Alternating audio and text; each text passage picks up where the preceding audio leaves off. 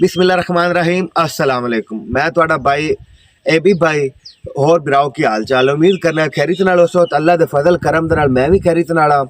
ते गल बड़ी ज़रूरी है।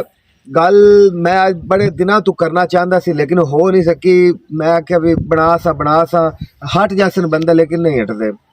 गल का मतलब यह है कि यार आप मतलब शुरू तो लाग ते एंड तक जदों दा पढ़ना शुरू किया है ना, जदों दा भी पढ़ना शुरू किया अपना मतलब इस्लामिया की किताब, उर्दू की किताब, मुतालिया की किताब, इन सारे टोटल नाम हज़रत मुहम्मद के होंगे या अल्लाह के होंगे, कुरान पाक के सारे अल्फाज होंगे।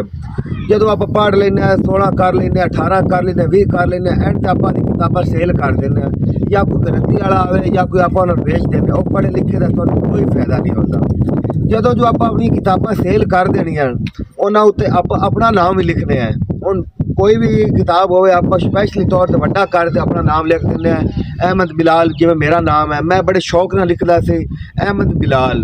बिलाल साहबा का नाम है तो अहमद हज़रत मुहम्मद सल्लल्लाहु अलैहि वसल्लम का नाम है। मुड़ आप उन्होंने कोई रद्दी वाला होंदा कोई जिवें होंदा कि थोड़े जे अमरूदां की खातर तो थोड़ी जी मूंगफली या बुरंडे वास्ते आप उन्होंने वेच देने, सेल कर देने। सारे 17-18 सालों का अपना इलम होंदा जिहड़ा आप 5-10 रुपये सेल च करने। मुड़ अगला कारोबार तुसीं सुनो, वो अगर जाते हैं वो मतलब अमरूद होवन या ज़्यादा शकरगंजी होंदी सी या माल्टे होंदे सी या कोई भी चीज़ होवे, करारी निमको होंदी, वो जाते हैं वो 10 रुपये दे विच मतलब वो बच्चों सेल च करदे। बच्चों तो नहीं पता होंदा भी इहदे उत्ते की लिखिया होया की नहीं लिखिया होया। पता तो आपां नूं होंदा है ना भी आप इहदे उत्ते अपना नाम लिखा सी या हज़रत मुहम्मद सल्लल्लाहु अलैहि वसल्लम का नाम है। वो बच्चों को देने, बच्चों नहीं पता होंदा भी इहदे उत्ते की लिखिया होया है की नहीं लिखिया होया। उत्ते अल्लाह का नाम होंदे, मुहम्मद के नाम होंदे, सहाबा के नाम होंदे। वो अगर जिस बच्चे चीज़ खा लेंदे वो रूड़ियां सट्टदे च किंतु उत्ते आप खुद पैर देने उत्तों लगने हेठ अल्लाह का नाम लिखा होंदा, मुहम्मद का नाम लिखा होंदा, वो आप हेठ पैरों के हेठ रोलने ये बड़ा वड्डा गुनाह है। ठीक है, ये अपन जितना मैं आज वीडियो इस पर बनाई है भी जिथे अपन कोई रद्दी मिले उन्होंने चेक करो। ठीक, रूड़ियां तो पई होंदियां, किताबां पई होंदियां, वर्के पे होंदे, उत्ते अल्लाह मुहम्मद नाम लिखे होंदे। मैं हुण कल रूड़ी तो तकरीबन 5-6 वर्के ऐसे चाहे जिन्हें उत्ते हज़रत आयशा दा, हज़रत फातिमा का नाम लिखा होया सी। ते ओ किन्ना एक गुनाह है यार, एक अजीम नाम है, कश्तियां का नाम है, उन्हां तो वड्डियां केड़ियां हस्तियां। ठीक, उन्हां दे नाम हैं वो जिस पैरों च होंदे उत्ते आप पैर देने, गंदगी वाले पैर होंदे। ठीक है, आप उदू गोबर उत्ते रखने उदू मतलब जो कुछ जांदा गंद होंदा अपने पैरों के हेठ होंदा ते आप पैरों का मतलब ना वो आप वर्कियां दे उत्ते देने, उत्ते नाम लिखे होंदे। कितना प्यारा नाम है अल्लाह या मुहम्मद, उहदे उत्ते अपना पैर देने च अपन मुसलमान होने का कोई हक नहीं। जिसल जो आप एक नाम की हिफाजत नहीं कर सकने उनका कोई फायदा नहीं। ठीक है मेरा भाई, आज मैं वीडियो इस पर बनाई क्योंकि मैंने दुख होंदा जिसल कोई रद्दी वाला आंदा है बेचता है वो तो गरीब आ जाता है।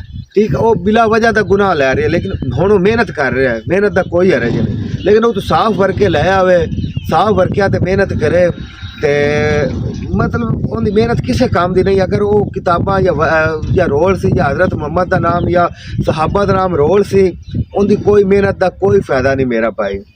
तो तुसी यार इस गल नोट कर लो कि जिथे कोई रद्दी वाला मिले, कोई जो मिले, तो उन्होंने ये कहना कि यार तू साफ वर्कियां ते चीज़ां रख ते बेच। ठीक है, कोई वर्का खराब ना, कोई भी जिंदे उत्ते नाम है, जिंदे उत्ते मतलब ना मुसलमाना का नाम है, वो यूज़ ना कर। बंदे वेख दसते हैं लेकिन आप वीडियो ये बनावन ते या आप शर्म महसूस नहीं करनी, क्योंकि अज आप शर्म कर गए ना तो सारी उम्र अगर जिसले आप मरांगे, ठीक है, वो अल्लाह पाक भी कहेगा तुसी उत्थे मेरे नाम आन पैरों थले रोंदे वत्ते ते मुड़ शर्मांदे वत्ते लोगों की पारो। आप रूड़ी तो जाके वर्के चावांगे बंदे समझणगे भी रूड़ी चौक, लेकिन समझन दो बंदे तुसी अपना जाके सफाई करो, चेक करो भी कोई चीज़ उत्ते नाम वाली तो नहीं है मेरा भाई।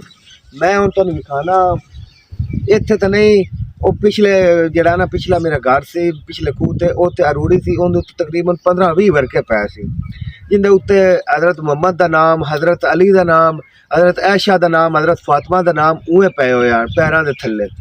तो मेरा भाई इस काम तो एहतियात की करो। कोई रद्दी वाला आवे उन्होंने आखो भी यार तू ये नामां नूं मतलब ना इन्हां उत्ते चीज़ां रख ना बेचा कर, बच्चे पैरों के थले सकते हैं, ये फजूल का आप गुनाह खरीदने हैं। बाकी लव यू हो गया तो इस गल मेरी ते अमल करें। अज की वीडियो बनाने का इो मकसद आ कि तुहानूं पता लग जाए भी ये रद्दी एवें नहीं है।